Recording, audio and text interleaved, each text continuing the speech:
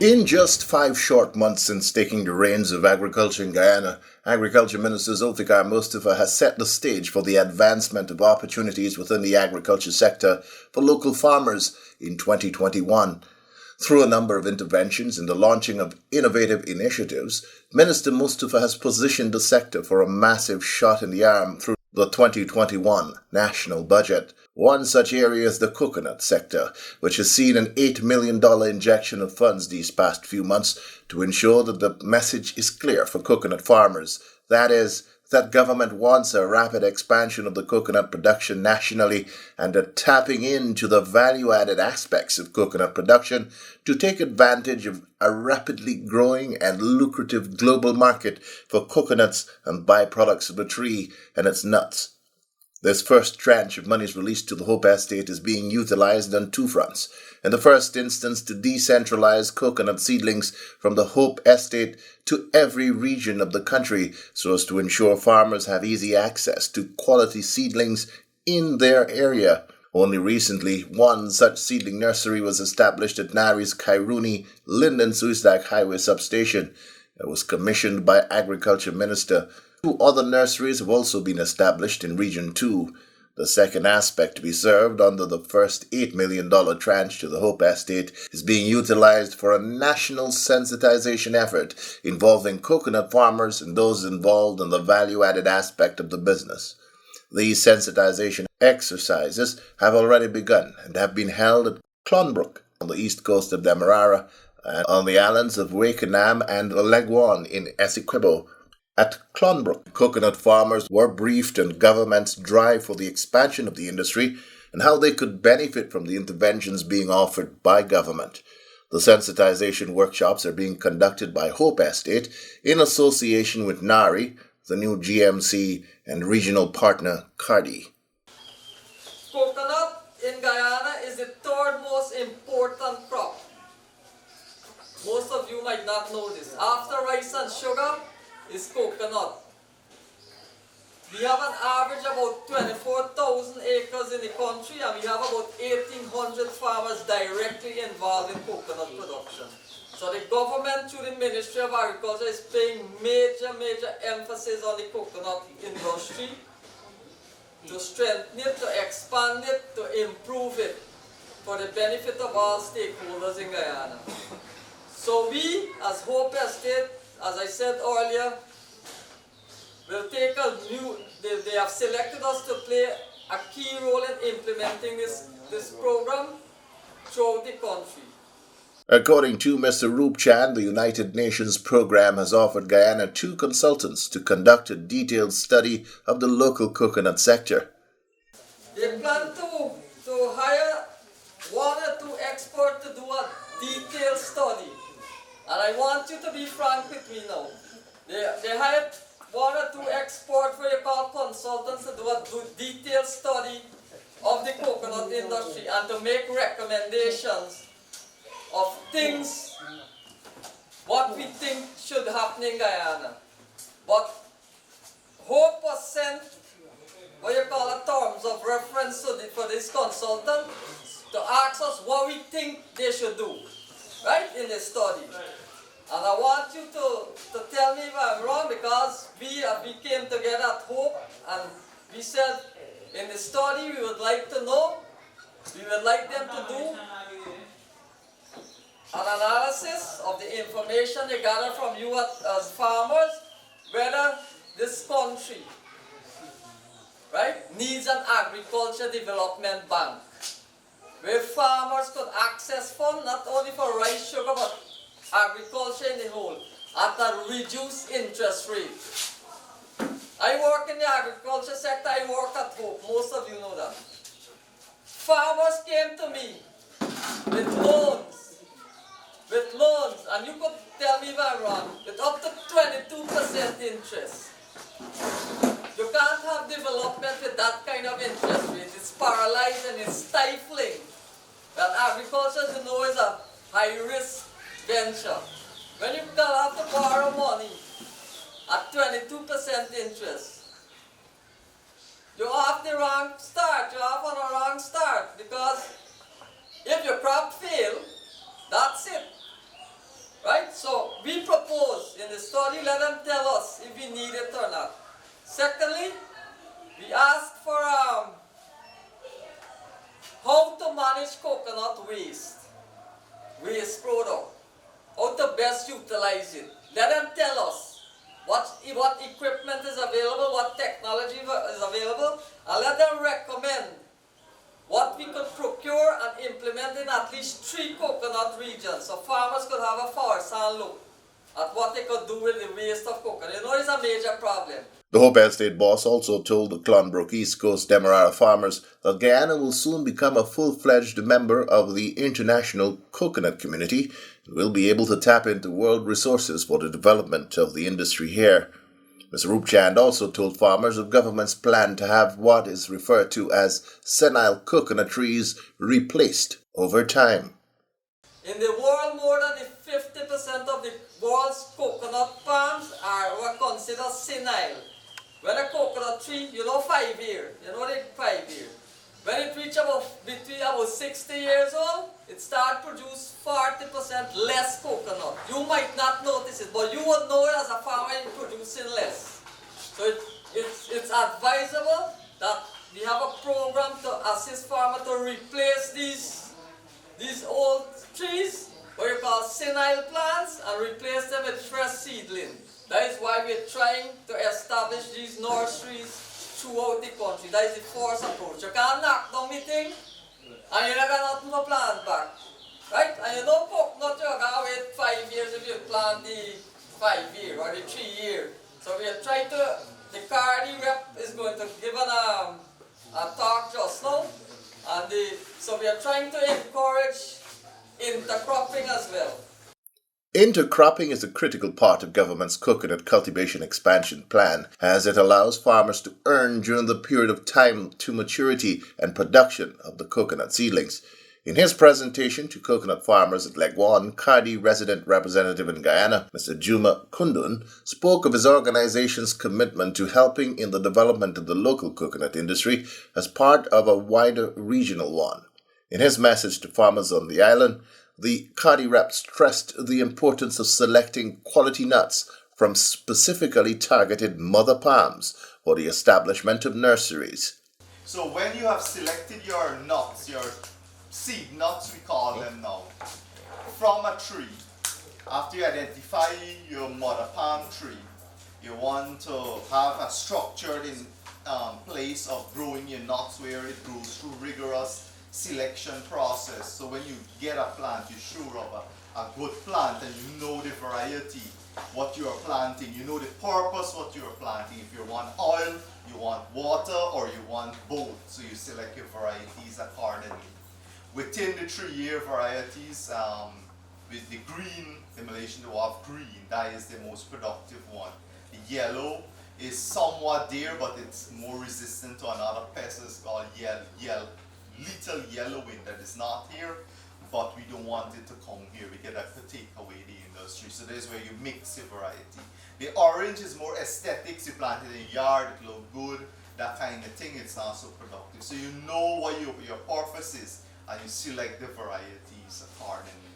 The brown dwarf is a sweeter variety, and that is mainly for water purpose. Also, the 5-year, they are for oil, strictly oil. So you know where you want to be, and then you select your plants to suit.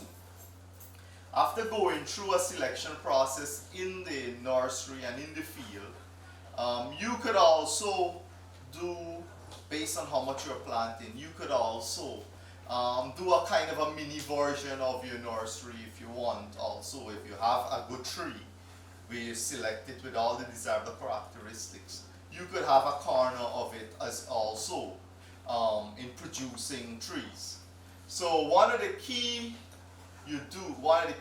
requirements you look for in your seed nuts is germination. So for your 3-year varieties, from the time you harvest the nut to up to 2 months, you take all those germinated nuts and you take them to the next stage and process. If after 2 months nothing germinate, you remove those nuts, right? Because they're going to come up weak.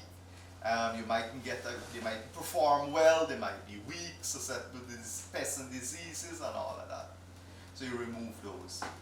Now further when you go along and as it growing, at the time of, like say, for the hybrids and the Dubai varieties, that goes up to 4 to 5 months from the time of harvesting your nuts. You select and now further selection of seedlings that are the best, the vigorous growth. So your hand should go around the base of where the nut is, just above the nut, the shoot there.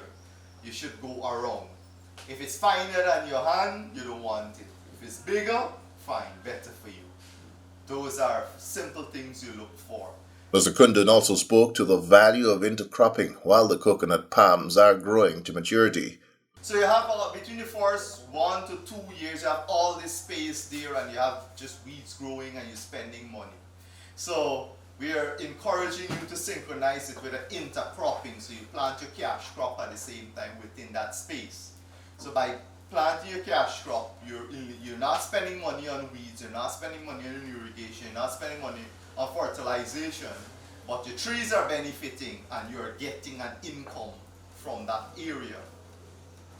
After it has grown now and reached a stage of production, well then you could change. You could change, you have vine crops, certain vine crops if you want to continue with that, or you move on to another area. So you shouldn't have the area lying there, and that is one of our major concerns for coconut farmers. I will invest X amount of money and have to wait so many years before you start getting any income. So you should do it in sync with an intercropping program.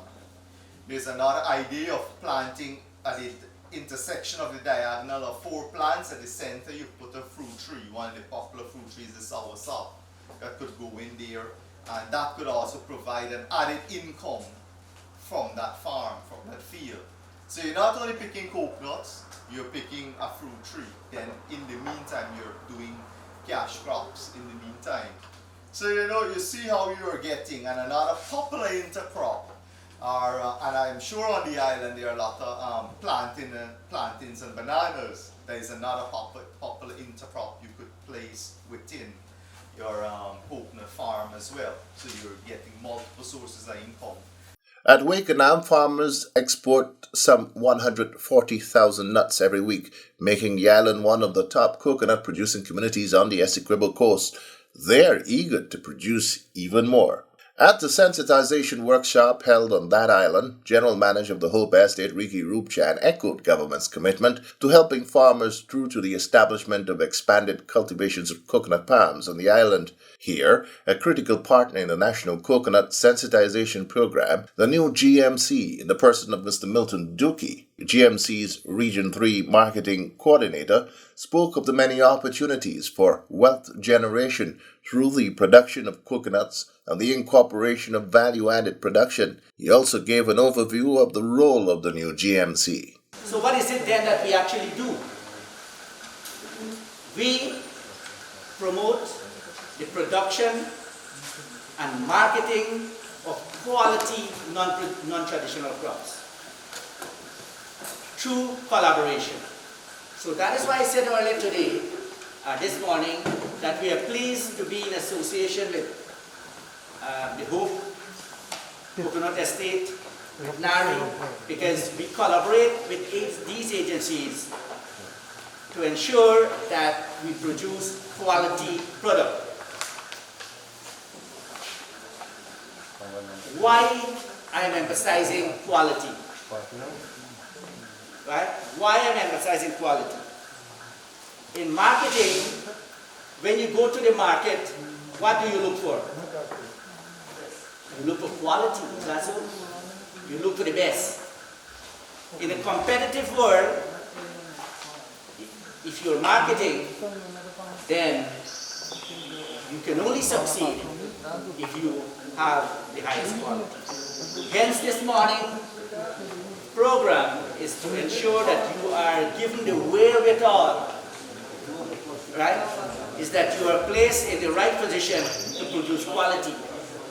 And key in producing quality is your planting material. And so we've heard from Ricky what efforts are in place to ensure that you have quality planting material. We create linkages. Whom and what linkages we create? We create linkages amongst, well, right here we have agencies with buyers. Oftentimes people come to the Ghana Marketing Corporation inquiring about coconut, other crops. We should be in a position to say who are the producers of coconut. And if you notice this morning, we are taking a record of your names, your production level, so that we can point to people in Wakeana who can produce coconut to supply the market. There is no doubt from our experience that there is a great demand for coconut right now, not only for water, but for other coconut, the actual coconut being sold, for other purposes. And because our estate have not been producing, because of degeneration, we are finding it extremely difficult to meet those demands.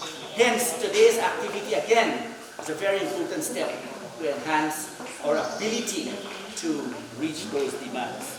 Earlier, at the launching of the Kairuni Nursery, Agriculture Minister Zulfikar Mustafa had spoken of government's commitment to ensuring that farmers receive the help they need in pursuit of the expansion of the local coconut sector. I want to assure you as Minister of Agriculture, we will continue to invest. We will continue to invest in this important industry, the coconut industry. As I said, coconut has a lot of potential for us. Coconut will be one of the primary and one of the most important products to bring in foreign exchange. And I want to assure you that come next year, we will be a member of the international coconut community. We will continue to develop our coconut industry. We will help the farmers. In the new year, I want to help our farmers because those small farmers who have small plantation, sometimes their plantation are being overtaken by weeds, by vines. We want to work out a program. I will ask Nari to work out a program together with the Hope Coconut Industries to work out a program where we can assist farmers from the government level, from the Ministry of Agriculture, where we can help put back your farm, those small farmers, put back their farm in proper shape so that you can continue the production of coconut. Because we will be putting a lot of effort and a lot of investment in the coconut industry. And we want to help you, the farmers. That is the investment as a government we are making. We are making investment for the future of this country. The Ministry of Agriculture's National Sensitization Program will be taken to every region in the country over the coming months and will feature a variety of presentations on all aspects of coconut production and how farmers can access government assistance in their expansion plans. Farmers from the areas in which the sensitization program has been rolled out were loud in their praise of the initiative. I think this program here today is a very important program. It sensitizes all the farmers and make them more wiser about going to the coconut production. They can expand their production, they can improve their techniques, and they can become better farmers. Government is doing a very good job. Now, all we need in this village here now, and the cooperation that you all come and give me now, and we appreciate it, and we hope that we must continue. I love this government. Since this government go in, they're doing a lot of good for this country, and I love this initiative about this coconut, which is a real good initiative, and I'm already planting coconut. I have some start beer already. I think it's a very good initiative that taken in Lebanon because we, the farmers in Lebanon, haven't got so much of employment and it would be beneficiary to us, the people in Lebanon, I think. But this initiative is something good I see, for the farmers and the people in Lebanon. And me personally, I think it's very good because, I currently into rice and I always want to do something else. And whatever the gentleman speak about coconut, it looks like it got great potential. So, like I said, I'm grateful that we could do it on the island of Lebanon. Excellent. The only problem in the later part, you would have to get a bottling factory or something to bottle water if you're going to promote it like the way the 18 month. This island predominantly is the 5-year-old. And if you're going to, what me see as a farmer, this thing can be like a kind of intercropping between the 5-year-old rather than put the completely pure 18 month. And to make profit with coconut on this island, you have to do some kind of intercropping, whether if it's planting banana, 18-month coconut. Well, me doing that, that's what we can tell you. But me, right now, if I get some 18-month, I could try it. It's a great initiative because the level of production of coconut is stable. Coconut sensitization programs are set for regions 2, 3, 5, and 6 in the coming weeks. In the meantime, training videos that walk farmers through all stages of coconut production are being produced for distribution to farmers across the country. These training videos will cover issues such as integrated pest and disease management in coconuts, field maintenance for healthy coconut production, and how to establish a coconut seedling nursery.